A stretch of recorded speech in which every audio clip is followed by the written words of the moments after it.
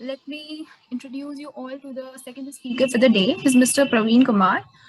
He works as an environmental science consultant at Aquis Sustainable Solutions. He writes blog and has written blogs focusing on sustainability and energy consumptions. I would not like to invite him to continue. Welcome, sir. Yeah. Hi, everyone. Good morning and good afternoon to all. Um, I thank you, Eva, for your introduction about me, and I'm happy to take you guys through corporate sustainability. Uh, I've completed my master's in environmental studies from Nalanda University, Bihar, and my corporate sustainability, or to say sustainability journey, starts way back in my college, but those are mostly theoretical. But I started to learn the practical aspects of sustainability after coming to AtQuest. Here, I like to look at what are the day-to-day challenges in terms of individuals, corporates, societies, or what is happening here and there, and we try to come up with solutions. Initially, it started with individuals. Now we are moving to corporate schools stuff. So it's our journey towards it.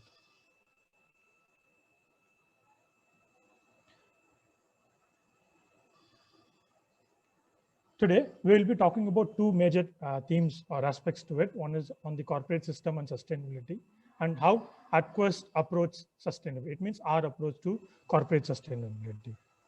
Starting with that, so when you talk about corporate ecosystem, it's better to start something called this shareholder capitalism. The shareholder capitalism starts with an idea that business only creates wealth, and the wealth is created only best if it maximizes the benefit to its shareholders. So the shareholders are a group of people who invest in the company, and the company tries to make profit.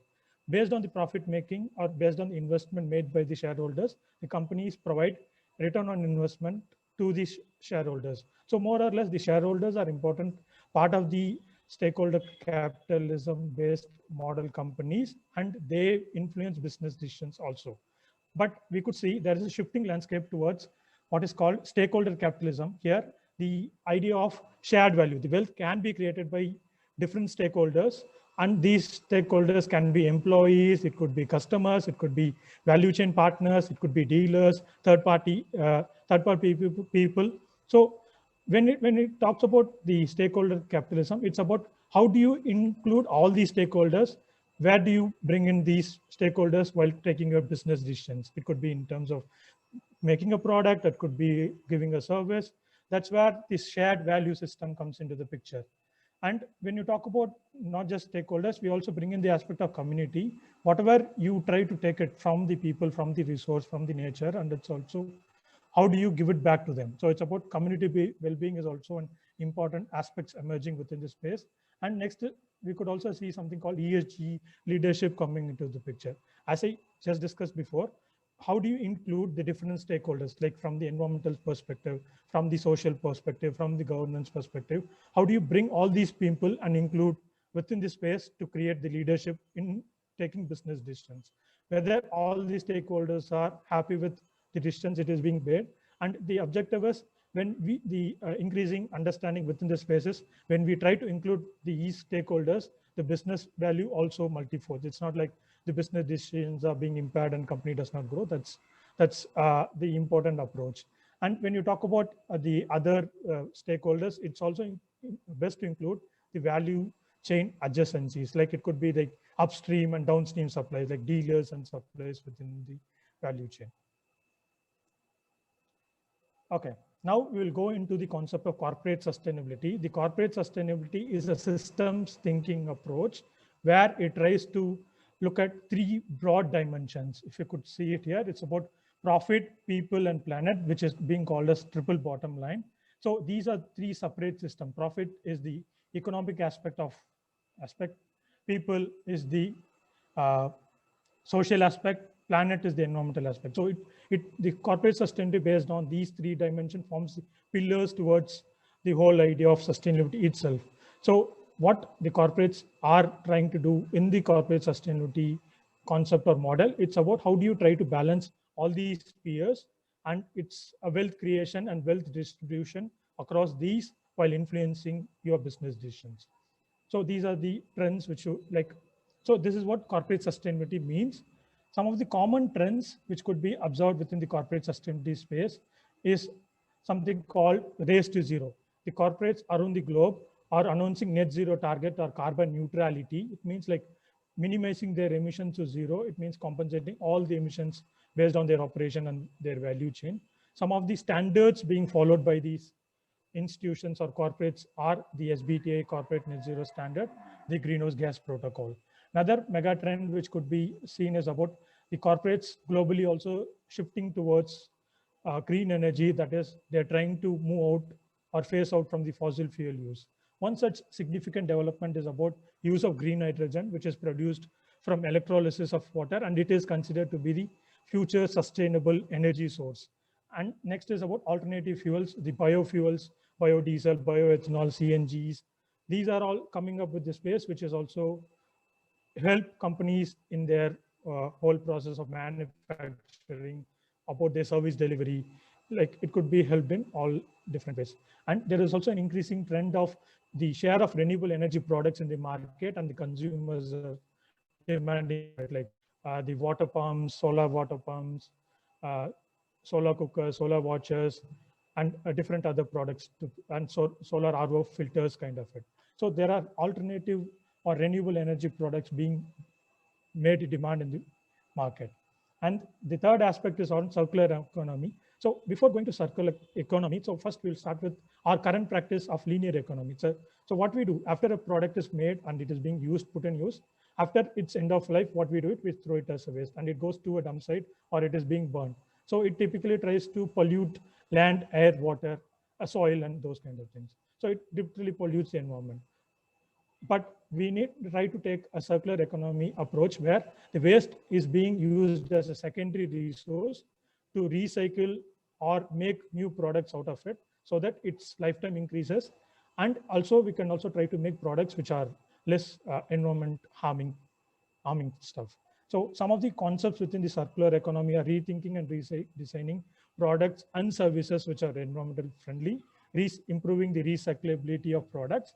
And next is about coming up with biodegradable alternatives, like something like plastics, we can go for bioplastic or biodegradable plastics. Now we will move on to the corporate GHG protocol, or we call it as in general greenhouse gas protocol. These are the corporate the greenhouse gas protocol develops standards and initiatives, frameworks, guidance material for not just corporates, even other institutions like non-profits to come up with their own greenhouse gas inventory. So greenhouse gas inventory is something like which talks about what is your emissions, what do you do about it. It's a kind of ways and means of looking at carbon emission assessment per se.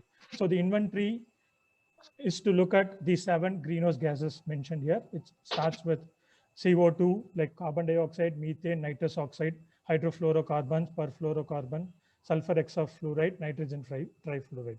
So a typical GNG inventory of the institutions which are taking it up, these 7 gases are to be part of it. And when you talk about greenhouse gases in particular, the protocol provides framework for us to address it in a systematic way.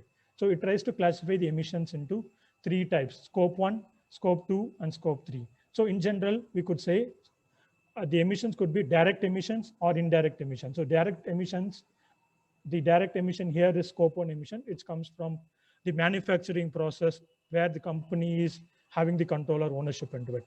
Let's assume a product is made, some machinery is being used, or some fossil fuel is being used to manufacture the product. The emission because of the product being manufactured, which is the direct emission in scope 2, scope 1. And scope 2 is the electricity or heat or cooling being purchased from a third party, and it is used by the company, and the resultant emission are indirect because this is being purchased. So scope 2 emission is from purchased electricity, heat or cooling, which is an indirect emission. And scope 3 category, these are the emissions which could typically come from the operations which are not owned or controlled by the company. It could be from third parties. We could call it as supply chain emissions or value chain emissions. The scope 3 categories in general is being given into 2 ways. It's been categorized into 2 broad categories: upstream and downstream. So upstream activities are related to purchased goods or services as a part of making the product. Downstream are the emissions which are accounting for so selling the products and what happens after the point of sale. So the scope 3 category is 15 categories. You could see the categories being mentioned here, like purchase goods and services, capital goods, and downstream categories are here, like use of sold products, investments, end of life treatment of sold products.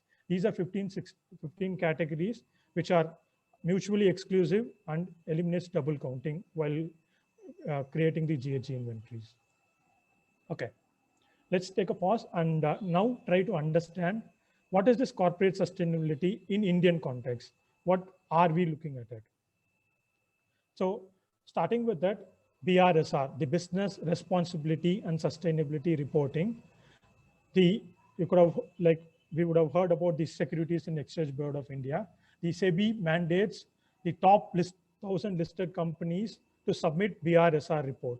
So the BRSR report, what it tries to do is it tries to and ask the top 1,000 listed companies to disclose their ESG related information. They ask the corporates companies to look at the ways and means of identifying, assessing sustainability related risks and opportunities. Not just that, it also tried to make them to disclose what are the relevant information annually to the SEBI in the form of BRSR. So these disclosures are made on climate and social issues in a more granular sense. And what seems to be very interesting is it is voluntary for the financial year 2021 and 2022, but it will become mandatory for the financial year 2022 and 2023. So it means the top 1,000 companies in India, according to the SEBI's list, mandatorily has to comply with this BRSR reporting. It means the sustainability reporting becomes a center stage and the companies has to adopt in India.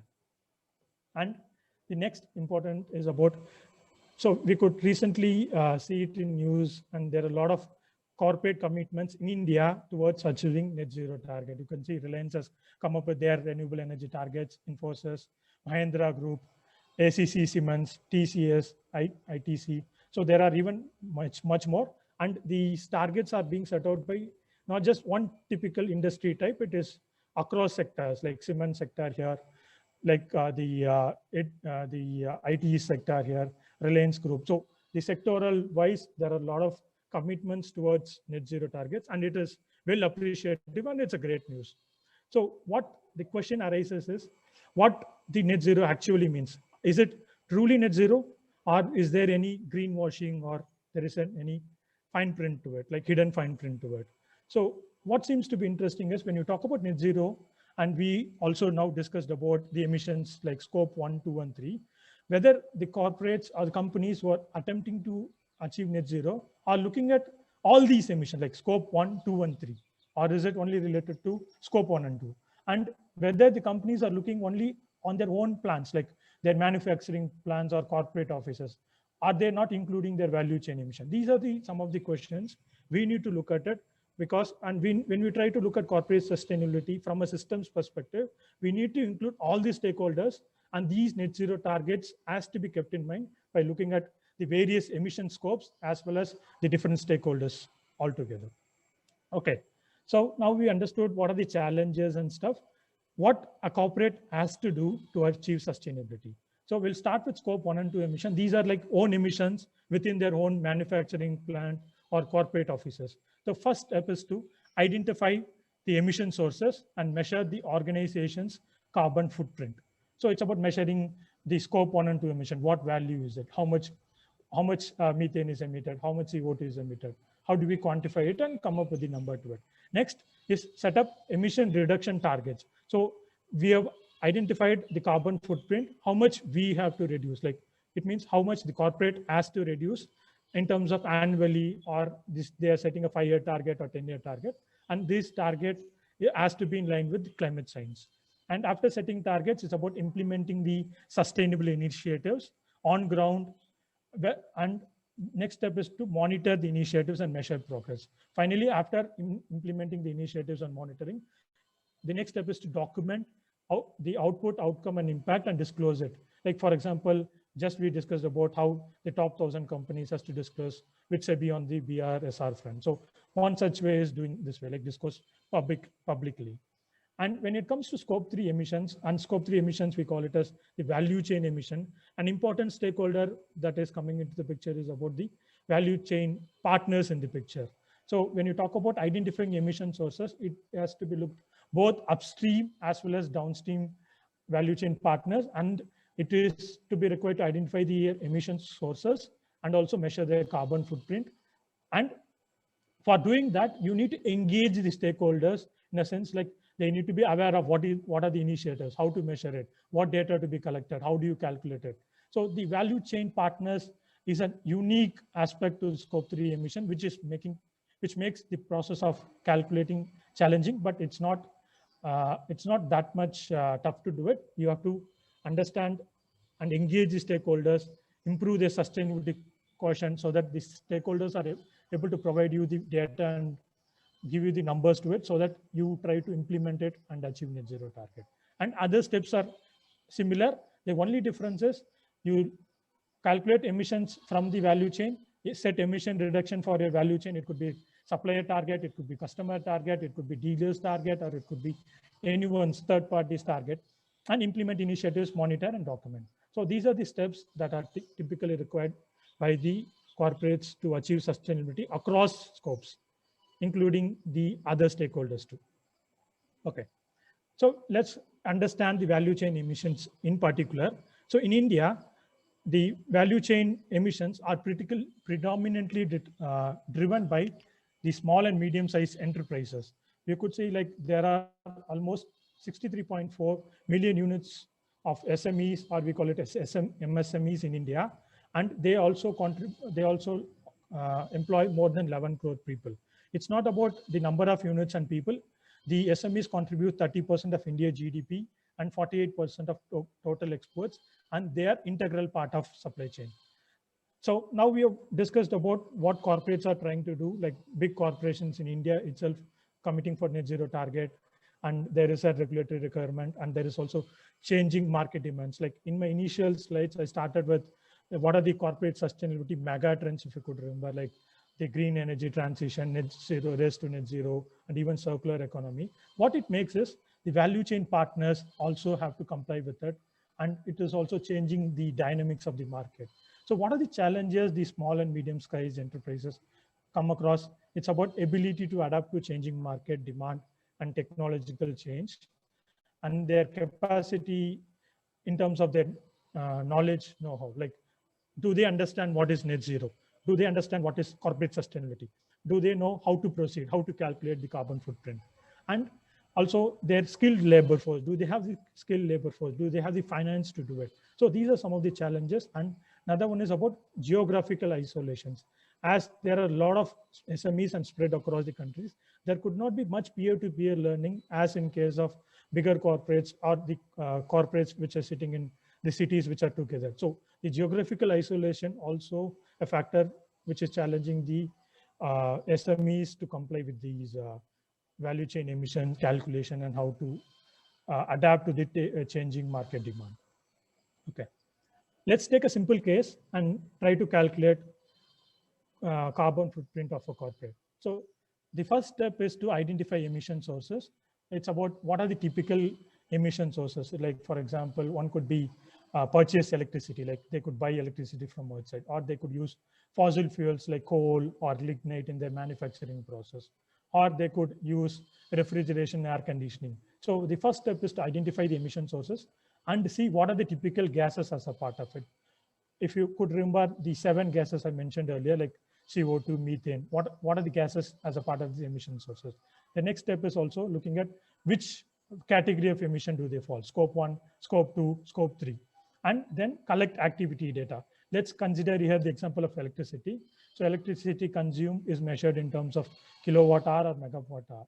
Then there is something called emission factor. Emission factor is like when you try to take these kind of process, like when the electricity is purchased from the government sources and it is a thermal-based power plant, how do you calculate the emission factor for producing 1 kilowatt electricity? So these emission factor data are taken from government approved resources, and from there we are using it. And global warming potential. So the global warming potential is the ability of the greenhouse gases to trap the heat in atmosphere and how long they can trap, and it is try to be measured in terms of CO2 equivalence.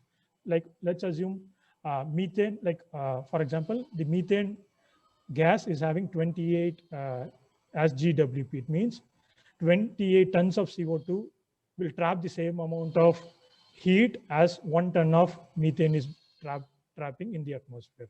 So the global warming potential try, uh, tries to talk about how much energy a greenhouse gas can trap in our atmosphere. So the simple formula to calculate carbon footprint is to multiply the activity data into emission factor into the global warming potential. So here, let's take this. Like here is an example to know it. So average electricity consumed at home for a day is 5.7 kilowatt per day. And when you're trying to measure it for a year, multiply with 365, it's 2.08 megawatt per year. Emission factor from the government resources is 0.92 tons of tons of CO2 per megawatt hour. The global warming potential of CO2 is 1. And finally, we are trying to arrive at a number. So an average home in India could consume around 2 tons of carbon per year at the end of it. Like they can emit 2 tons of carbon per year. Okay. Now we'll move into the, now we'll look into the what our approach towards sustainability is, like what Adquest is doing. So the first solution is SUS 360 benchmarker. The SUS 360 benchmarker is a free and self-service tool for aspiring sustainability leaders or established leaders within the sustainability space, or even individuals, to come and use the tool to understand the corporate sustainability and its complexity, as well as the multidimensional aspect of it, by answering some of the questions here. So before going into the multidimensional aspect of corporate sustainability, they have to answer 2 questions. One is about which industry do they belong, like consumer goods, financial, food or beverage, and the total number of employees here. The next step is to answer for these kind of different topics here, like we call it as 12 prompts. Here there are mentioned, like there are 12 prompts in it. These are like 12 lenses to corporate sustainability: business responsibility, climate resilience, business transition, and financial management.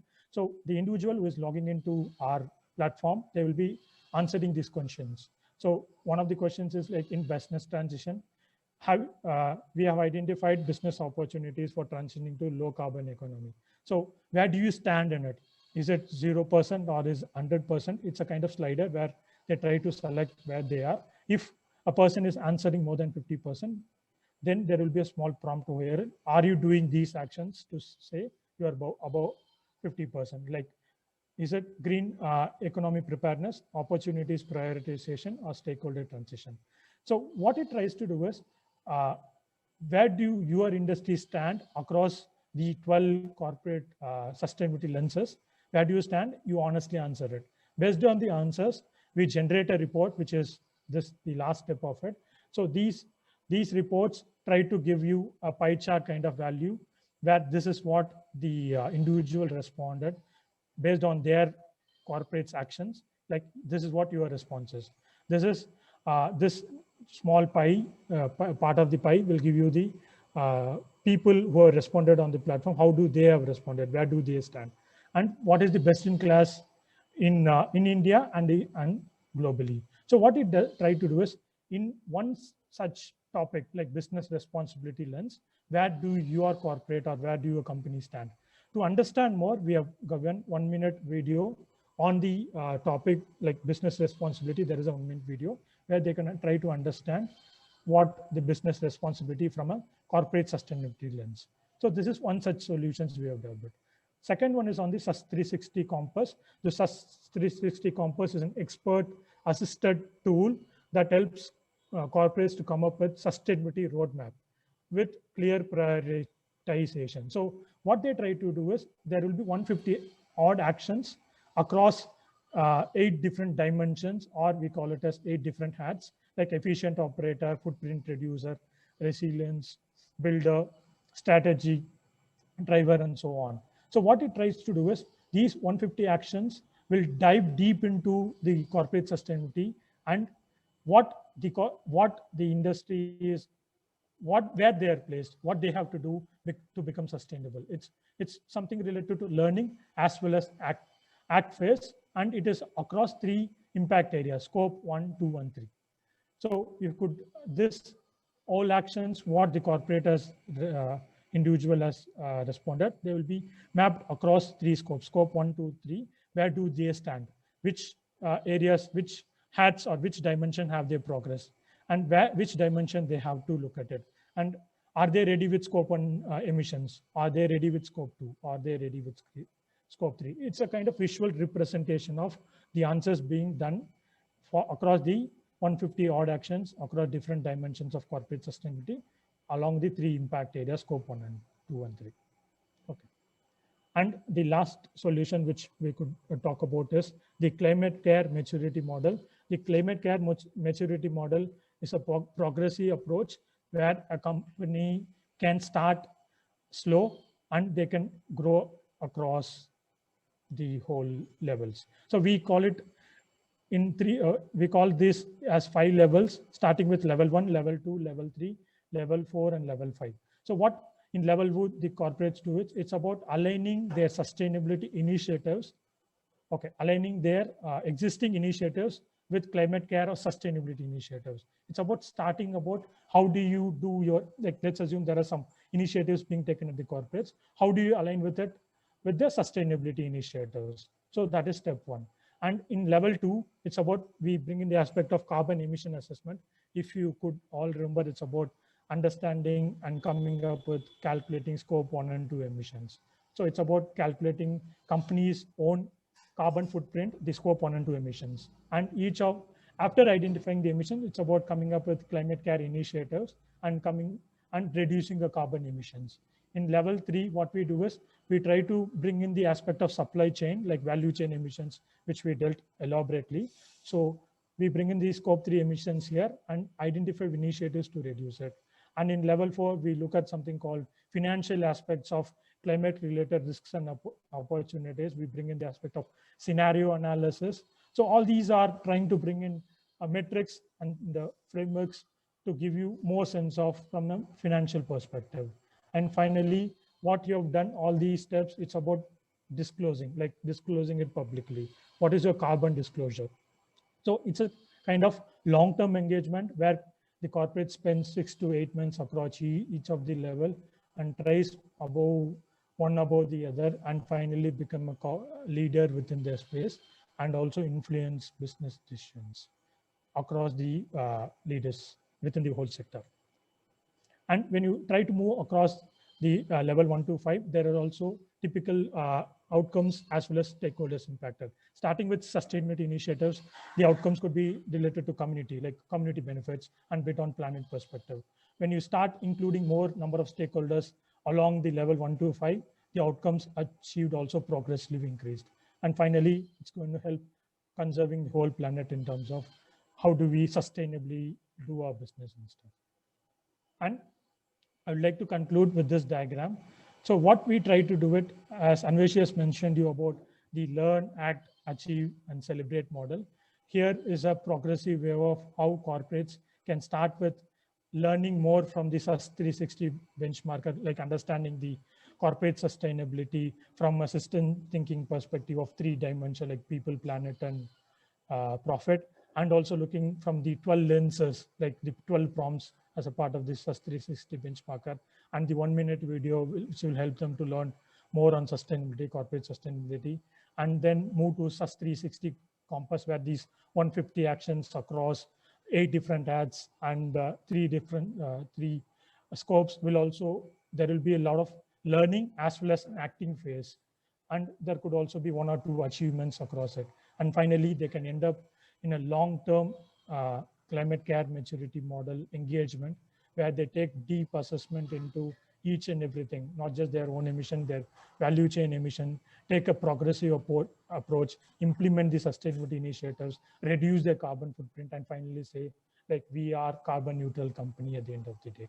So this is how this whole approach of Atquest towards addressing sustainability works out. And thank you everyone for listening. Please do let me know in case of any questions. Thank you so much, sir.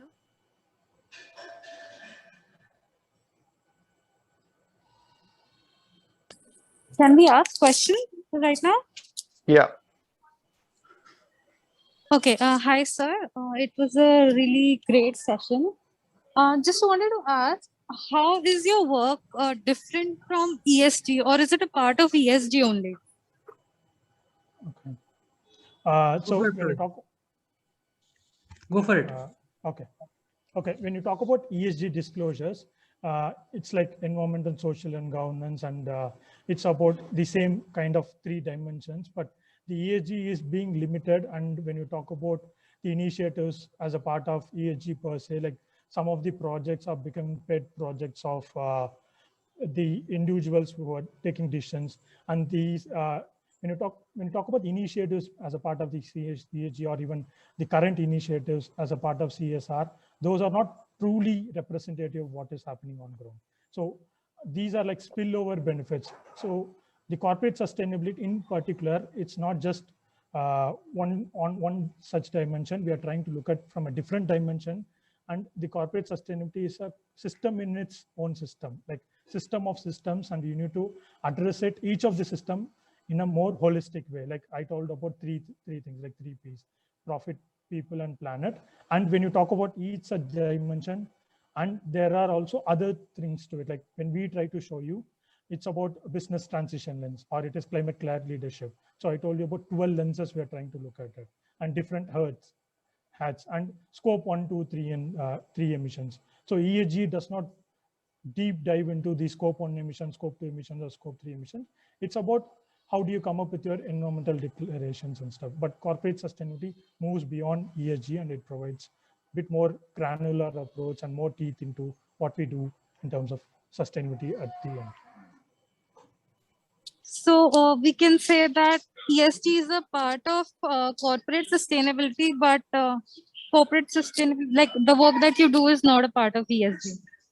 So ESG is a subset. To keep it simple, Ria, ESG is a subset of what we are talking as corporate sustainability. Okay, thank you.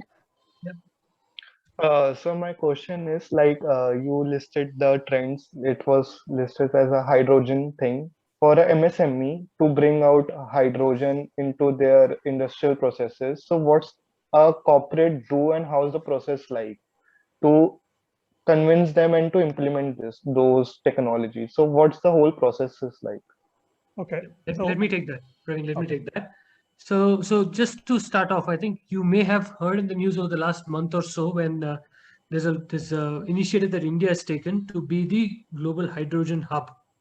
And along with that, a couple of months back, there's been announcements by the large corporates, say Ambani's and Adani's, both of them, saying they would want to start off on becoming the rather generating green hydrogen in the cheapest as a cheapest alternative, in the sense that bring it down to per dollar, $1 per liter or something like that. So basically, it's an initiative that's happening at that level. Of course, for that to really kind of translate back to the larger business context requires the whole ecosystem to evolve from where we are today. We are a very fossil-centric ecosystem. We have to progressively evolve from there into a green hydrogen, or for that matter, green fuel-centric ecosystem. I think it's not a thing that will happen in a year. It will definitely take its time. But having said that, the larger interest from the government and also the larger corporates is the right thing at this point. It'll take the smaller corporates time for adopting this in their own ways. But if you look at it, if the larger ones want it, the supply chains will have to fall in place. They will need the electrolyzers. They will need the supplies of water and of course the consumption side, where they'll need the consumers to adopt hydrogen based industries and all of it. So all of this will grow the moment it's set up. Solar, as an example, was never the cheap alternative that it happens to be today. 10 years back, solar was very expensive, but then the ecosystem has grown. So it'll take that kind of an evolution, that kind of a growth. Not there yet, but it will get there. Okay, thank you. Hello, sir.